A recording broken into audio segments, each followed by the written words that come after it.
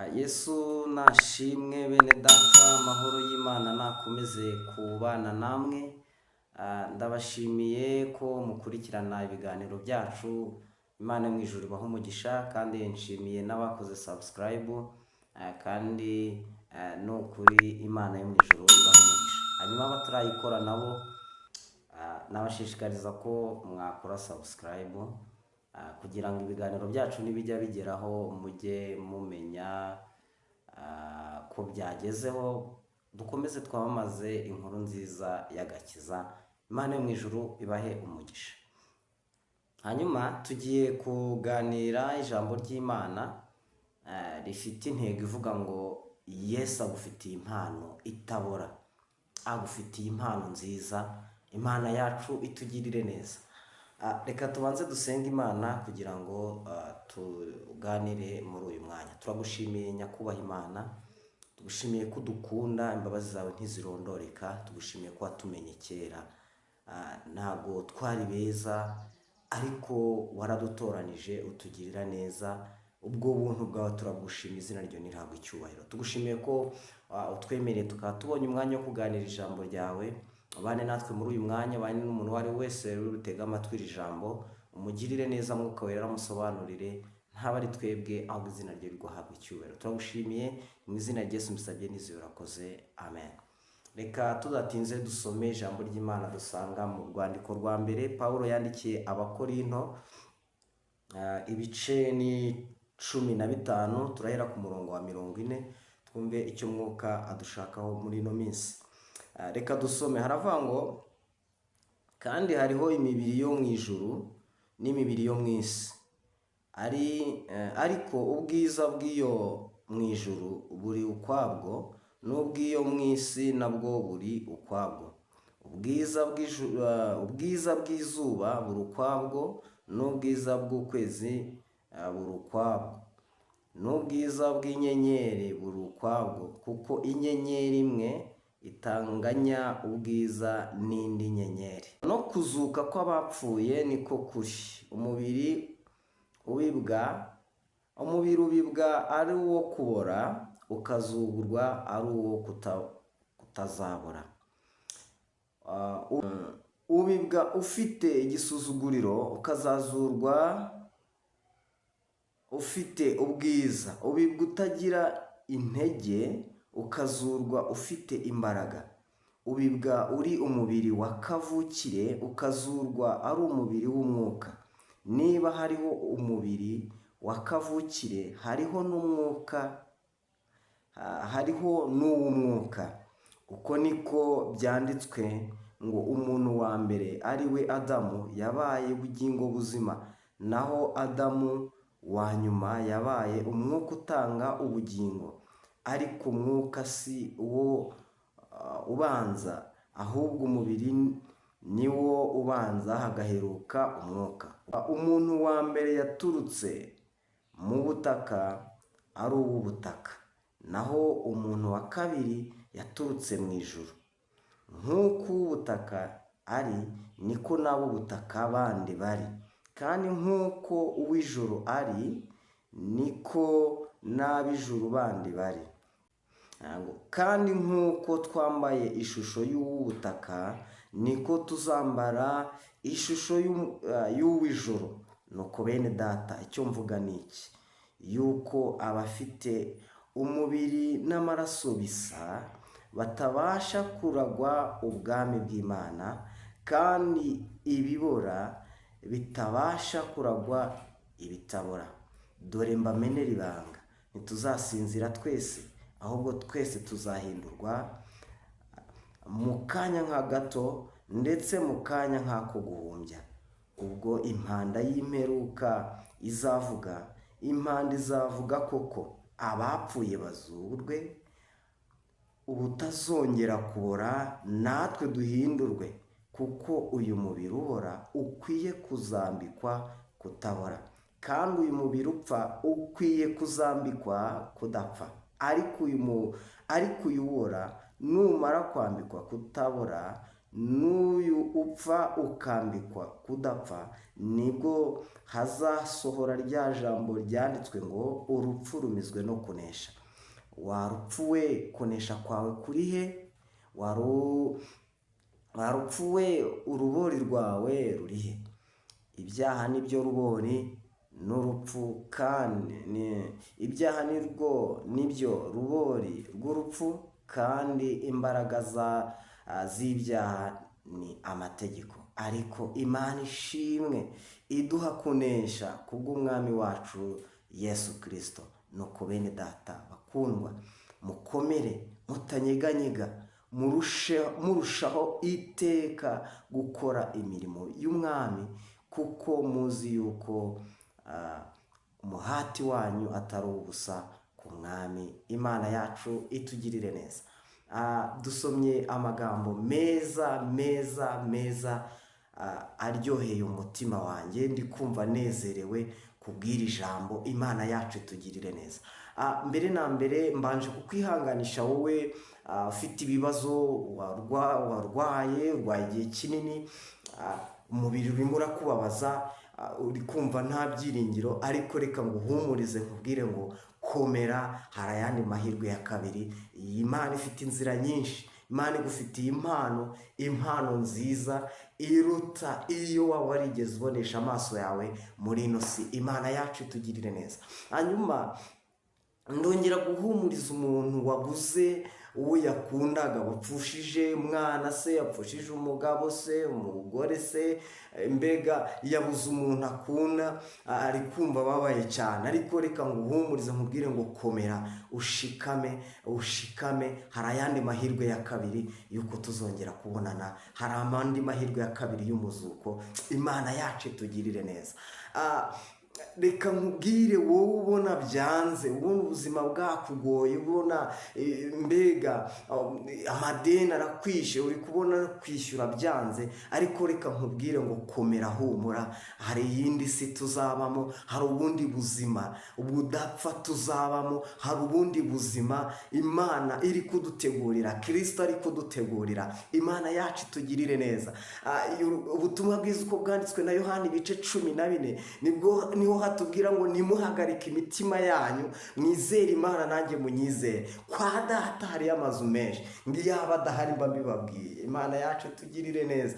Kwa data nimuhagarike imitima yanyu, mwizere Kristo, mwizere n'umurimo Imana yakoreye muri Kristo Yesu. Imana yacu itugirire neza. Ntuhagarike umutima nubwo ubona byanze. Imana ifite inzira nyinshi yagutabaramo. Imana yacu iracyakora, Imana yacu iracyavuga. Imana yacu itugirire neza. Rero ntugire ubwoba, ntubabare cyane, ntukomereke cyane, ntuve ku Mana, ntuyirekure ngo nuko wahuye n'ibibazo, ngo nuko watakaje umuntu wawe wakundaga. Nturekure Imana, haracyari ibyiringiro, haracyari andi mahirwe ya kabiri yuko tuzongera kubaho mu bundi buzima. Haracyariho umuzuko, haracyariho ubundi buzima Kristo arimo adutegurira. Hari impano nziza. Haleluya. Imana yacu itugirire neza. Pawulo yandikira Abakorinto, arangije arimo ababwira ati mwibuke ko ari njye wababwirije ubutumwa, kandi ibyo nababwiye nibyo nahawe na Kristo. Kristo ibyo yampaye narabibahaye. Arangije arabwira ati kandi hariho umuzuko, mbega Kristo yarapfuye arazuka. Arababwira ati rero ndi kubashishikariza kwizera uwo muzuko. Uwo muzuko niwo utuma tugira ibyiringiro byo gukomera, bigatuma twihanganira imibabaro, bigatuma dufungwa, bigatuma tujya mu nzu z'imbohe tugakomera, kuko twizeye ko hari ubundi buzima turimo Kristo arimo dutegurira. Imana yacu itugirire neza.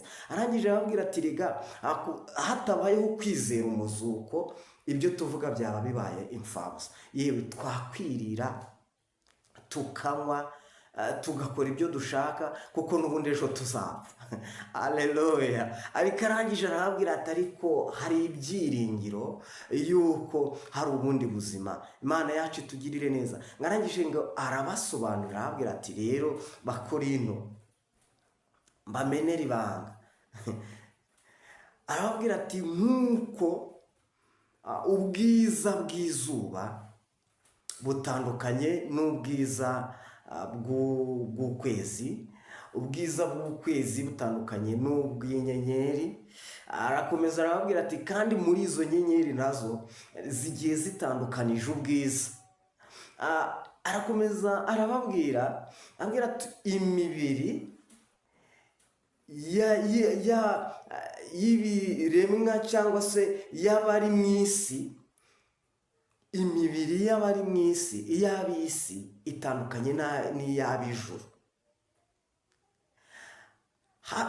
Imibiri y'ab'isi irabora, ni imibiri ibora nk'uko umubiri wazanywe na Adamu yari afite umubiri ubora, ngo ariko ngo Adamu wa kabiri, ngo umuntu wa kabiri we yazanye umubiri w'umwuka. Arangije aravuga ngo nk'uko ubutaka ari, ngo ni nako nabo b'ubutaka nabo bagize gute bari, kuko Adamu yaremwe mu butaka, Imana yamufashe ubutaka, ifata igitaka irakibumbabumba, igihumekeramo umwuka w'ubugingo, arangije abaho. Aravuga ngo rero nk'uko umwuka ari, ngo ni nako nabo umwuka nabo bagize gute bari. Imana yacu turengere, Imana yacu itugirire neza. Ngarangije arababwira ati rero umuntu w'umubiri n'amaraso bisa ntashobora kuzaragwa ubwami bw'Imana. Umuntu udafite ubundi buzima bwazanywe na Kristo, umuntu utarigeze yakira ubuzima butangwa na Kristo, ubuzima buzima, umwuka utanga ubugingo, uwo ntashobora kuzaragwa ubwami bw'Imana. Imana yacu itugirire neza. Ushobora kuba uri kubyina, ushobora kuba uri guhimbaza, ushobora kuba usenga ukumva urimo urafashwa, ukumva uri mu mavuta, ariko ukaba utarigeze wakira ubuzima butangwa na Kristo. Icyo gihe ntabwo uri mu bantu bategereje ubugingo. Imana yacu itugirire neza. Rero reka mubwire mwene data, mubwire ngo Kristo agufitiye impano nziza, agufitiye ubundi buzima, agufitiye uwundi mubiri, umubiri utabora, umubiri utababara, umubiri utahangayikishwa n'ibyo kurya n'ibyo kwambara, umubiri udahangayikishijwe n'amashuri, umubiri udahangayikishijwe n'iterambere. Dufite ubundi buzima tuzabamo. Imana yacu itugirire neza. Yesu agufitiye kado. Yesu yakoze igikorwa, afite umushinga yateguye awushyira mu bikorwa. Kristo yakoze igikorwa gikomeye cyane, yemeye kwitanga, asiga ubwiza yari afite. Pawulo yaranditse aravuga ngo Imana yabonye ko, Yesu yabonye ko kwitwa Imana atari ibintu byo kugundirwa, yemera kwambara akamero k'umuntu, yemera kwambara umubiri w'umuntu, yemera kuza mu isi kugira ngo abashe kuduhuza n'Imana, yemere acungure abantu, adutandukanye n'ubuzima bwa kera, bwa buzima burimo icyaha, aduha ubuzima buzima, ubuzima buzira umuze, ubuzima butarimo gupfa, ubuzima bwo kubaho iteka ryose, ubugingo bw'iteka. Imana yacu tugirire neza. Mwene data, mushiki wanjye, ndagushishikariza kugira ngo wizere imbaraga ziri muri Kristo Yesu, wizere agakiza Yesu yatuzaniye, wizere amaraso ya Yesu Kristo ku musaraba. Yaravuze ngo byose birarangiye, ibya kera birarangiye, imbaraga z'amategeko birarangiye, ibya kera bigize gute birarangiye, tugiye kwakira ubuzima bushya muri Kristo Yesu. Yesu rero ubwo impanda ye izavuga, abapfuye ngo bizaba ngo mu kanya gato nk'ako guhumbya, impanda izavuga. Ubwo impanda izavuga nibwo tuzakira impano, nibwo tuzakira impano nzima Kristo arimo adutegurira, nibwo tuzakira ubundi buzima. Kandi buri muntu wese azaba afite ubwiza butandukanye, mbega dufite ubwiza butandukanye n'ubuntu bwa mugenzi we. Ariko ijambo ry'Imana ratubwira ngo bakundwa, ubu turi abana b'Imana. Imana yacu ishimye, turi abana b'Imana, ariko uko tuzasa ntikurerekanwa. Ariko icyo tuzi neza ni uko Kristo niyerekanwa, uko azasa natwe niko tuzasa. Imana yacu itugirire neza. Nagira ngo nguhumurize mwene data, komera, shikama, ntucike intege, ntuhagarike umutima. Nubona ibihe birimo bigenda bihinduka, ntuhagarike umutima, ntiwumve yuko ibintu birangiye, ntiwumve ko ubuzima bwarangiye, ahubwo ukomere ushikame. Kristo adufitiye ubundi buzima tuzabamo. Nyuma y'ubu buzima hari ubundi buzima. Nubwo hariho ugupfa, ariko imbaraga zazuye Kristo nyuma y'iminsi itatu izo mbaraga zizatuzurana, abapfuye bazazuka, tubeho mu bundi buzima, babeho mu bundi buzima. Natwe birashoboka ko ejo cyangwa se mu kanya impanda yavuga, abazaba bariho bazahindurwa. Haleluya! Bazahindurwa babe bashya, bambara umubiri utabora. Imana yacu itugirire neza. Ndabashimiye rero, ndabashimiye kubwira ijambo mwumvishe, bashimiye kubwo mwamunteze amatwi. Nakubwiraga ngo ntuhagarike umutima, wizere Kristo, komera ushikame, hari ubundi buzima. Mukomeze mukore imirimo yo gukiranuka, mukore imirimo myiza, mwitegure kugaruka k'umwami Yesu Kristo, impanda izavuga. Kandi Kristo yaravuze ngo tube maso, kuko tutazi umunsi cyangwa igihe.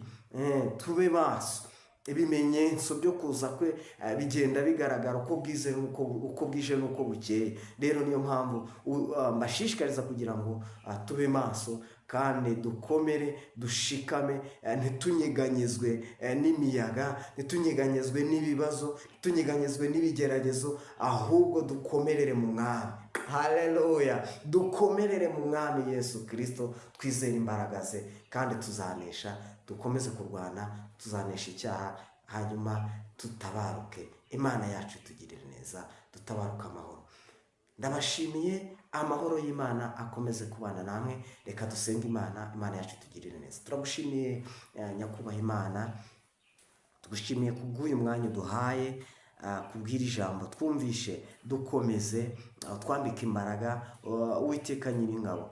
Rega ibi bihe turimo biragoye, ibibazo Satani agenda duteza bigenda bidukamura, hari tukibwira ko Imana idahari. Ariko umuririmbyi we yararirimbye ngo mwami wanjye Yesu uri ingabo inkingira, usingikangwa na Satani. Reka buri muntu uwo ari we wese yambare Kristo, nibwo azabasha gukomera, ntakangwe n'ibigeragezo n'ibibazo biriho muri ino si. Imana yacu itugirire neza. Ndagushimiye kubyumvishe, gushimiye kuri bufashe buri wari we wese agakomerera mu buntu bwawe, kandi nukuri uduhe gukomeza kuba maso, amatabaza yacu ahore yaka, amavuta dukomeze imperezo zacu zikomeze kubamo amavuta, utwuzurize, ukomeze kutugirira neza. Mwuka wera tuyobore mu nzira nziza yo gukiranuka. Urakoze, bisabye n'ize zina ryawe Yesu Kristo, amen.